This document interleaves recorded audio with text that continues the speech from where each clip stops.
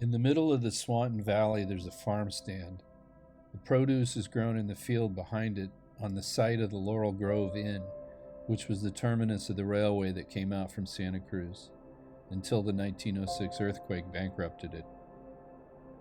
There's a plaque there that says that the last train ran on August 16th, 1920. In the early morning hours of Sunday, August 16th, 2020, I was in Davenport and saw the lightning storm coming from across the bay. When the sun came up, the biggest fire in the area was up at the county line. They were hitting it with air tankers, so I figured it'd be out in a day or two. Meanwhile, it made for a great sunset Sunday night as I drove out to the bluffs above Waddell Beach to watch it. Monday morning, the weather had changed and the planes couldn't fly. Helicopters were doing bucket drops, but it looked increasingly futile as the fire kept growing.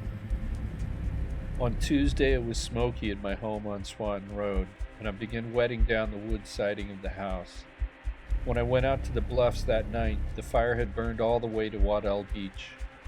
There were a couple strike teams there, but it would have taken more than that to stop what happened, as the fire jumped Waddell Creek and raced up towards Last Chance. I went home and was up all night preparing. As a retired firefighter, it made sense to stay and do what I could to save the house. The fire front arrived Wednesday afternoon, and I stood on the back deck hosing down embers until I ran out of water, driving out through flames to Davenport, where a black cloud containing all my worldly possessions filled the sky, turning red as the sun set beneath it. My night was spent in Bonnie Doon helping old neighbors get ready for the fire's arrival, and in the morning I drove back out to Swanton to get some closure. Every house on the road was a foundation, the main house on the property gone. Then I looked over and saw that my home was still there, virtually untouched. It made no sense. The fire had consumed the hillside right up to the wood deck and stopped. A 5-foot-tall wood pile was a carpet of white ash, but no embers had ignited the house. I felt that credit was due to the spirits of the land more than myself. The house to the east of mine was gone, and none of the chickens had gotten very far when I'd opened their coop. There were still hot spots burning, stumps and roots that fire crews normally would extinguish, but there were none. I hauled buckets of water from the pool, but some just wouldn't go out. When they were at least contained and not a threat to the house even if it got windy, I snuck through the roadblock into town to get provisions and clean up. My son learned to drive on the riding mowers of my landlord, who owned the boardwalk, so he called my place the Country Boardwalk. The one remaining mower and trailer I used for the bucket dump ride, hauling water from the pool to hit the hot spots. I would drive the Jeep into Davenport to get a cell signal, but when it broke down, I had to change over to the green flash. On the 9th day, a fire engine finally arrived on Swanton Road, and I flagged them down to put out the snag that was still smoldering up above bucket range. Fire crews started arriving regularly, and a strike team camped out on the lawn. Across the road, there'd been a redwood tree with a burn scar from the last big fire in 1948. It was the one that burned for 9 days, now a black skeleton. After a few weeks, I started venturing farther from home to explore the area in the dark.